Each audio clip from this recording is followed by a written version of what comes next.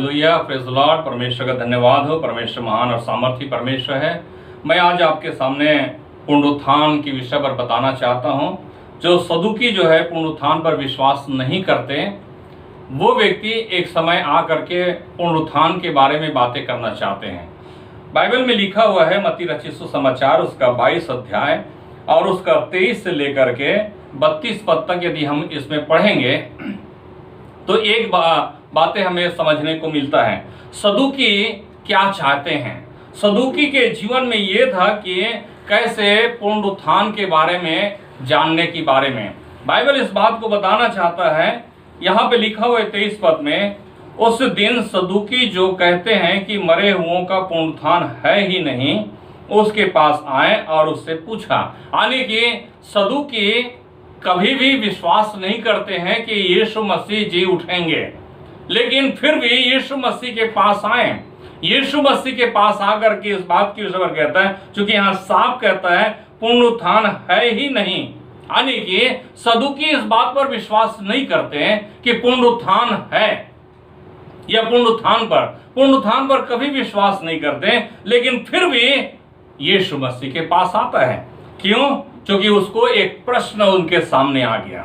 एक प्रश्न पूछना चाहते हैं जी उठने के बारे में, या जी उठने के बाद उनका जीवन कैसा होगा।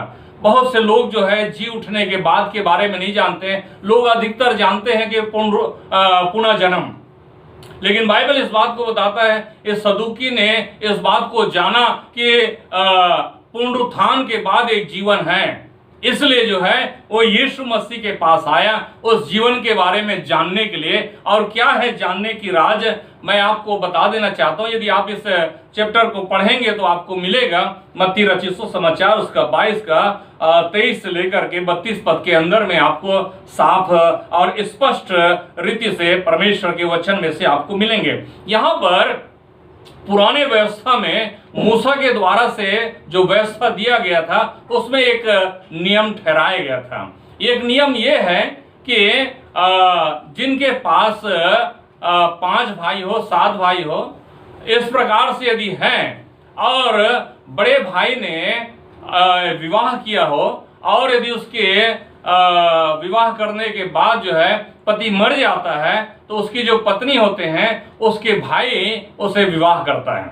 और इसी प्रकार से दूसरा भी ऐसा ही करता है और वो भी मर जाते हैं। उसके बाद भी तीसरा, और ऐसे करते हुए 7 के विषय पर है। और यहाँ पर इन 7 के विषय पर कहता है, और 7 के बाद वो स्त्री भी मर जाती है।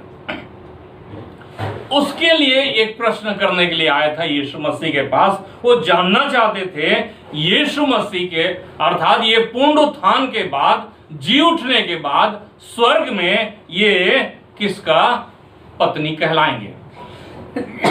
सॉरी, यहां लिखा हुआ है, अतः जी उठने पर वह उन 7 में से किसकी पत्नी होगी, क्योंकि वह सबकी पत्नी हो चुकी थी। ये देखिए यहां पर एक प्रश्न है और ये प्रश्न उनके सामने रखा गया। ये बातें यीशु मसीह के पास रखा और यीशु मसीह ने बड़े अच्छे तरीके से उनको उत्तर दिया। और वो क्या है? यीशु ने उन्हें उत्तर दिया, तुम पवित्र शास्त्र और परमेश्वर के सामर्थ नहीं जानते, इस कारण भूल में पड़े। यानी कि परमेश्वर के वचन को नहीं समझते। कौन लोग? सदुकी लोग। आज दुनिया के अंदर में, समाज के अंदर में बहुत से लोग ऐसे हैं जो परमेश्वर के वचन को नहीं समझते, नहीं जानते। सदुकी भी थोड़े से वचन को लेकर के आ गया, थोड़े वचनों को समझ करके, पवित्र शास्त्र का थोड़ा ज्ञान, कई लोग, बहुत से लोग होते हैं ना, थोड़ा थोड़ा ज्ञान रखते हैं, समझते हैं कि मैं बहुत बड़ा ज्ञानी हूं, मैं बहुत ज्ञान रखता हूं, मैं बहुत जानता हूं, मैं बहुत परमेश्वर के बारे में जानने लग गया हूं।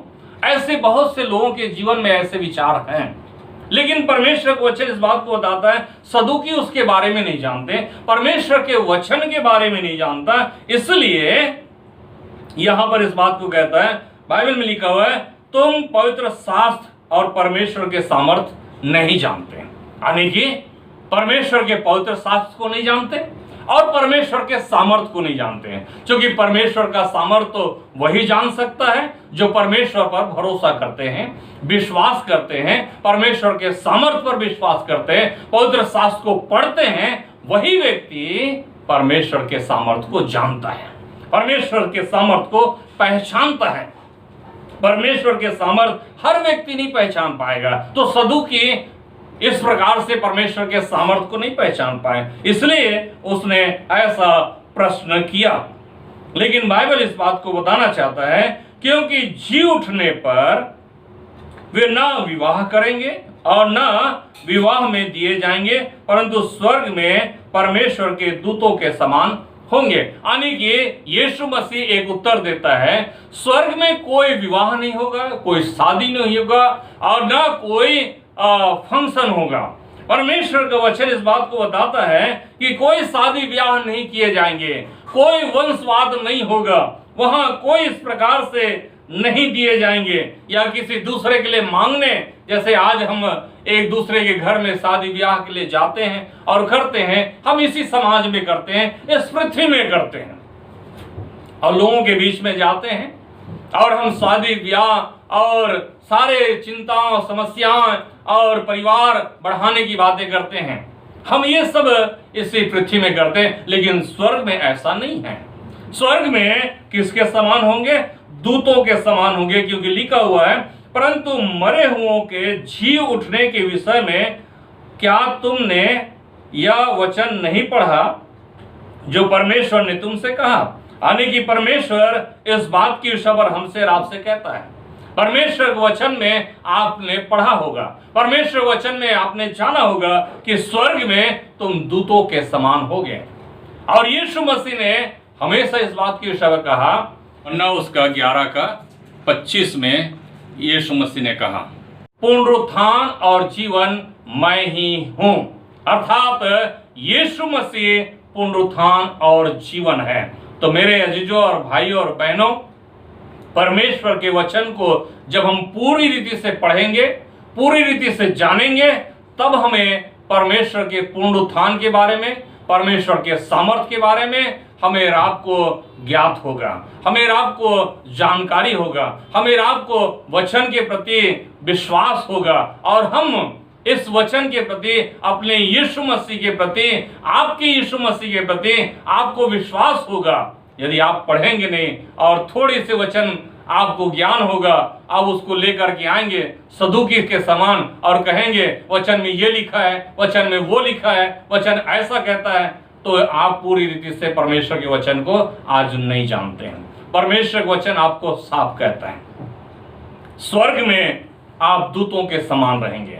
अर्थात सदूकी इस बात को जाना और विश्वास करने लग गया कि पुनरुत्थान है। अर्थात पुनरुत्थान कहाँ? स्वर्ग में। स्वर्ग अर्थात स्वर्ग में कैसे होंगे? तो बहुत से लोग जो है इसके बारे में नहीं जानते हैं। मेरे जियो, हम इन बातों को जानें और समझें कि परमेश्वर का वचन हमें आपको क्या बताता है। सो हम परमेश्वर का धन्यवाद करते हैं। परमेश्वर इस वचन के द्वारा से आशीष दे।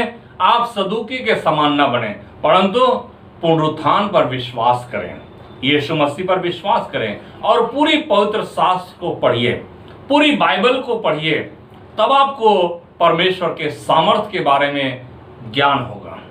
यदि आप पूरी बाइबल नहीं पढ़ेंगे, आपको परमेश्वर के सामर्थ का ज्ञान नहीं होगा कि पुनरुत्थान क्या चीज है, पुनरुत्थान किसे कहते हैं, सदूकी कौन है, ये कौन लोग हैं जो इस प्रकार से आते हैं और कहते हैं। मेरे जो आप तब कहलाएं, तब जानेंगे कि यीशु मसीह के वचन के द्वारा से कि यीशु मसीह पुनरुत्थान के विषय में और स्वर्ग के विषय में और स्वर्गदूतों के विषय पर और तुम कैसे स्वर्गदूत कहलाओगे, उसके बारे में परमेश्वर हमसे आपसे कहना चाहता है। सो हम परमेश्वर का धन्यवाद करते हैं। आइए हम प्रार्थना में जाएंगे।